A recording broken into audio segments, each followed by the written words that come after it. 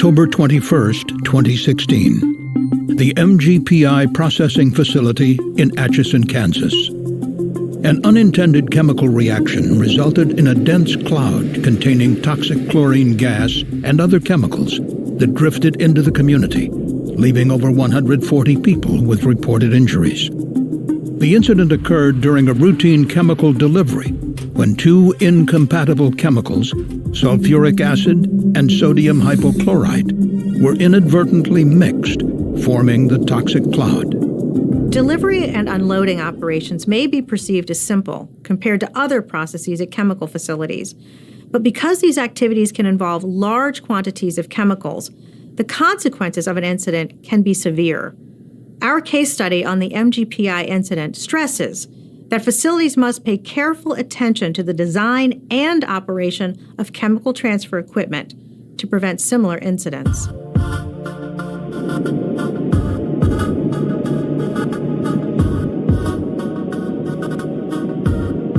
The MGPI facility produces distilled spirits, specialty wheat proteins, and starches.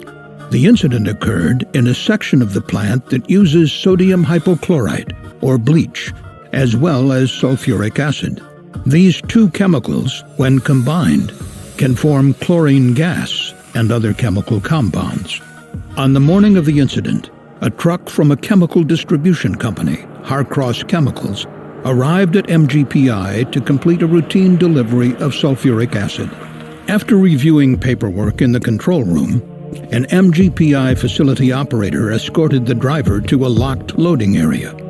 There, chemicals are transferred from trucks into the facility through piping, called fill lines, to several large storage tanks in an outdoor tank farm.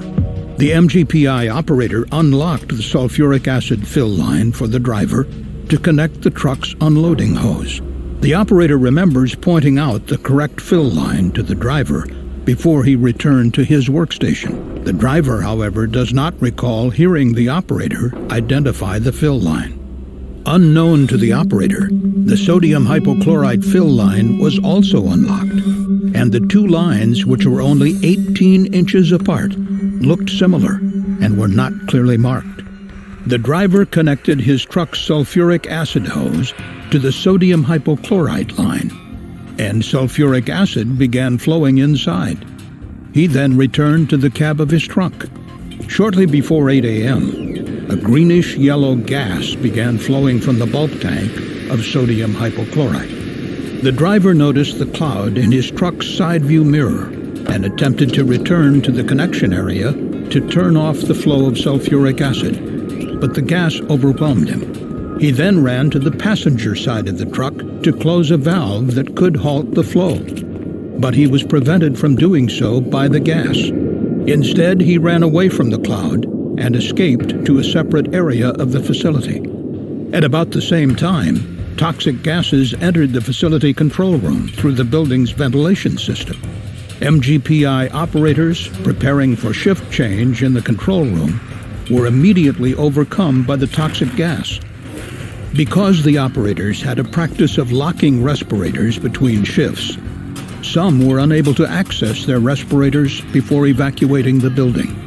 With no other way to stop the flow other than closing manual valves on the fill line or truck, or by triggering one of the truck's emergency shutoffs, the sulfuric acid continued to enter the sodium hypochlorite tank for nearly 45 minutes until emergency responders shut down the flow. Approximately 4,000 gallons of sulfuric acid combined with 5,800 gallons of sodium hypochlorite, causing a large, dense cloud containing chlorine gas, which soon drifted off-site. MGPI employees were evacuated from the site, and 11,000 Atchison citizens were advised to either shelter in place or evacuate.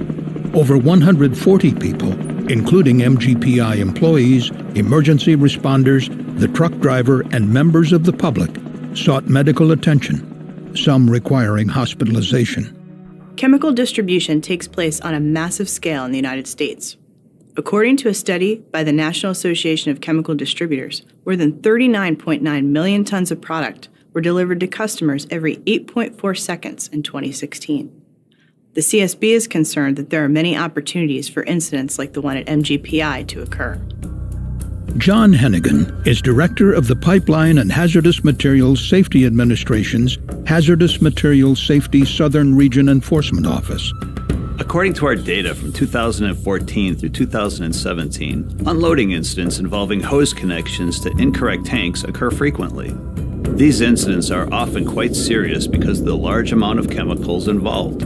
Most commonly, the incidents involve compatible materials and result in tank overfills. Incidents similar to the one at MGPI, where two incompatible materials are inadvertently mixed and result in a chemical reaction, occur less often, but are nonetheless problematic. Since 2014, 8 incidents similar to MGPI have occurred. These incidents resulted in 44 injuries and the evacuation of 846 people. In its case study on the MGPI incident, the CSB identified several human factors deficiencies which influenced how the operator and driver interacted with the chemical transfer equipment.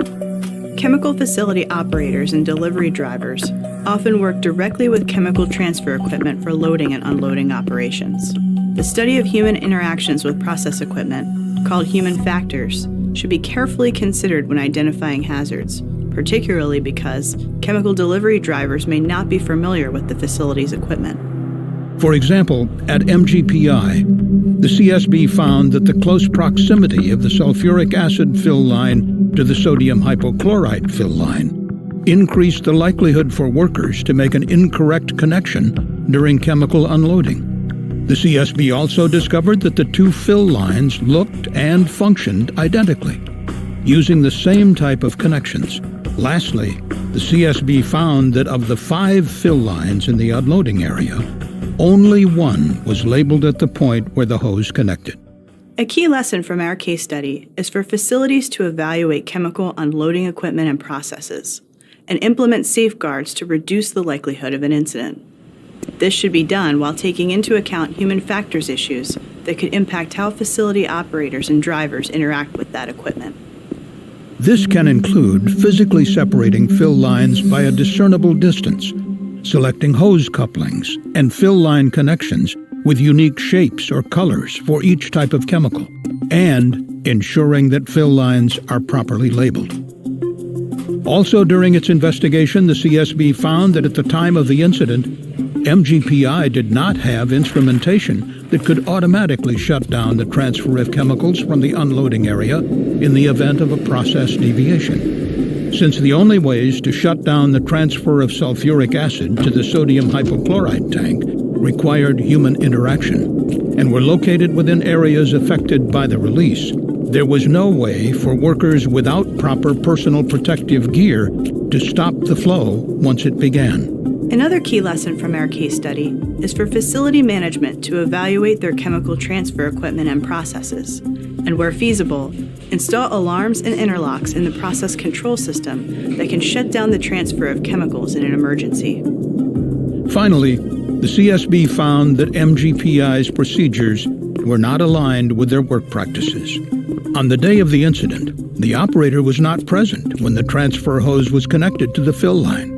Even though the company's procedures state that operators must verify the connection and that the operator should be the one to open the fill line valve, but the CSB discovered that some operators were not aware of these steps in the procedures and that it was their practice to have drivers open the fill line valve, thinking this would be safer, since drivers wear personal protective equipment in the event of a release.